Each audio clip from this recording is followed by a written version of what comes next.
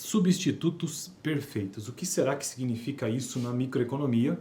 Não sei, é o que nós vamos descobrir no vídeo de hoje.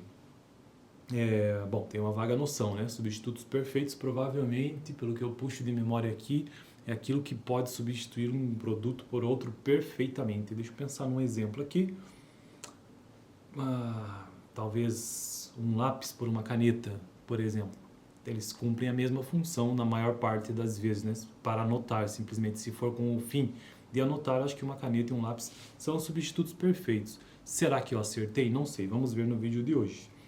Substitutos perfeitos. Depois eu falo mais por que estou falando sobre isso e onde que isso se enquadra na lógica que estou construindo nesse canal. Substitutos perfeitos são dois bens são substitutos perfeitos quando o consumidor aceita substituir um pelo outro a uma taxa constante. Isso é uma explicação microeconômica, mas não responde muita coisa para quem não está nessa área, né? O caso mais simples de substituto perfeito ocorre quando o consumidor deseja substituir os bens a uma taxa de 1 por 1. Por isso que é uma taxa constante. Suponhamos, por exemplo, que examinamos uma escolha entre lápis vermelhos e azuis e que o consumidor em questão gosta de lápis, mas não se importa nem um pouco com a cor. Ou seja, não faz diferença. Eu usei o exemplo da caneta, né? Talvez ele se importe em usar grafite ou não, né? Então, na verdade, tem que ser aqui uma taxa constante, não pode se importar. Se ele não se importar em ser, só quer anotar, não se importa em ser grafite ou tinta, então caneta e lápis são substitutos perfeitos. Neste caso, ele usou aqui o exemplo do lápis, né? Apenas de cor diferente. Peguemos uma cesta de consumo, digamos 10-10. Então, nós temos ali a cesta do produto A e a cesta do produto B. Produto X, produto Y, produto X1, X2, 10-10. Então, para esse consumidor, qualquer outra cesta de consumo que tenha 20 lápis, será tão boa quanto 10-10. Então, ele pode substituir 10-10 por uma cesta que tenha 20 lápis. Cesta de consumo é aquilo que o consumidor consome, como diz o nome, né? Do ponto de vista matemático, qualquer cesta de consumo X1, X2, tal que X1 mais X2 igual a 20, estará na curva de indiferença. Eu já tratei sobre curva de indiferença aqui no canal. Curva de indiferença nada mais é do que tudo aquilo, toda a cesta de consumo que o consumidor é indiferente no seu consumo, na sua troca. Tanto faz, sabe? Aí existem algumas características nesta curva de indiferença. Existe um gráfico para isso, inclusive. Já tratei em outros vídeos de forma bem básica. Assim, as curvas de indiferença desse consumidor são todas linhas retas e paralelas com uma inclinação de -1. Por isso que elas são negativamente inclinadas. Conforme mostrado na figura. Nessa figura nós temos aqui o eixo X e o eixo Y. Eixo X, X1, eixo Y, X2. E temos três curvas aqui de indiferença, que neste caso são linhas retas, né? Então a primeira forma um triângulo bem próximo do centro do gráfico, do eixo principal, o eixo onde se encontra, né? O eixo X e Y. Depois temos outra linha logo com a mesma distância em relação ao centro, e depois uma terceira linha, que ele chama aqui de isoquantas. Como isso funciona em termos de procedimento geral para traçar essas curvas de indiferença? Se estivermos em 10-10 e aumentarmos a quantidade do primeiro bem em uma unidade para 11, quanto teremos de alterar o segundo bem para retornar à curva de indiferença original? A resposta é claramente que teremos que diminuir o segundo bem em uma unidade. Assim, a curva de indiferença, que passa por 10-10, terá uma inclinação de -1. O mesmo procedimento poderá ser realizado em quaisquer cestas de bens com os mesmos resultados. Neste caso, todas as curvas de indiferença terão uma inclinação constante de -1. O importante acerca dos substitutos perfeitos é que as curvas de indiferença têm uma inclinação constante. Então, a inclinação delas é constante. Suponhamos, por exemplo, que tenhamos representado graficamente os lápis azuis no eixo vertical, aqui no Y, né? E pares de lápis vermelhos no eixo horizontal, no X.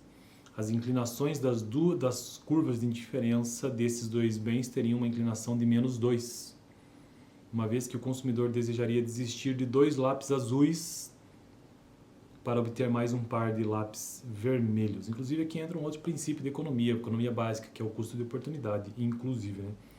No caso aplicado à microeconomia. Então, substitutos perfeitos, o consumidor só se importa com o número total de lápis e não com a cor deles nesse caso. Assim, as curvas de indiferença são linhas retas com inclinação de -1.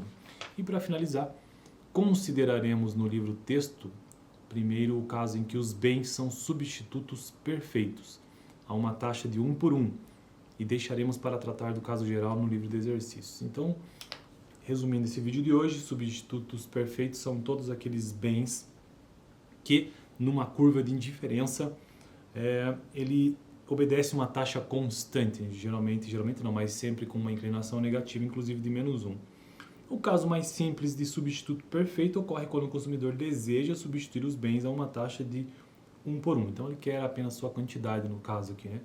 Voltemos, então, aqui ele deu o exemplo dos lápis, apenas diferenciando a cor, mas então eu posso voltar e pensar naquele exemplo das canetas com os lápis. Se eu quero apenas anotar não pensando na qualidade, então o lápis pela caneta é um substituto perfeito. Se eu quero apenas me transportar de ponto A para o ponto B, e eu tenho duas opções de veículos, que seja, se eu tenho, por exemplo, um carro ou uma moto, se eu não estou pensando em velocidade, não estou pensando em economia, nada disso, eu apenas quero me transportar, então neste caso é um substituto perfeito também eu utilizar um carro ou uma moto, isolando apenas a situação em que eu quero me transportar. Na verdade, eu posso fazer isso para qualquer elemento de consumo. Mas, de preferência, substitutos perfeitos são aqueles relacionados a uma mesma característica, né? uma mesma situação. Isso, inclusive, é possível de se pensar na economia como um todo. Por isso que economia é economia, né? Então se pensa isso em outros mercados, em outras situações. Lembrando, esse vídeo de hoje é um vídeo de microeconomia, que é uma área da economia que se preocupa em entender o que determina o preço ou as relações entre empresas e famílias e consumidores. E por ser uma playlist de microeconomia, faz parte de uma playlist geral que é de economia, microeconomia, eu estou utilizando este livro, o texto base aqui, ó, Microeconomia, Princípios Básicos do Varião. E até o momento já tratei sobre o capítulo 1, né, sobre o mercado em si. Depois entrei no capítulo 2, sobre restrição orçamentária, e atualmente estou no capítulo 3, sobre preferências dos consumidores. Isto porque é interessante a gente sempre lembrar que o modelo econômico de comportamento do consumidor, e microeconomia tem muita relação com isso, comportamento do consumidor, é muito simples, que as pessoas escolhem as melhores coisas pelas quais querem ou podem pagar, né? Então, o poder pagar tem a ver com restrição orçamentária, que eu tratei já em vários vídeos do capítulo 2. Enquanto que o capítulo sobre o conceito econômico de melhores coisas, eu vou repetir aqui, ó, as pessoas escolhem as melhores coisas pelas quais podem pagar, poder pagar é restrição orçamentária, e melhores coisas tem a ver com as preferências dos consumidores. Então é por isso que eu estou tratando aqui no canal exemplos de preferências, substitutos perfeitos, é isso, né? Você tem uma preferência por um produto X ou um produto Y.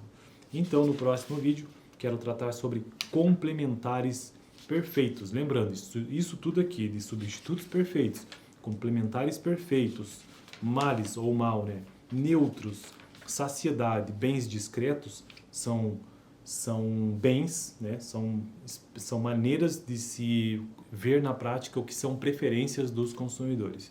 Beleza, eu fico por aqui, então até quarta-feira que vem, toda quarta, um vídeo de microeconomia aqui no canal, que é uma das disciplinas mais difíceis da faculdade, inclusive de economia. Valeu!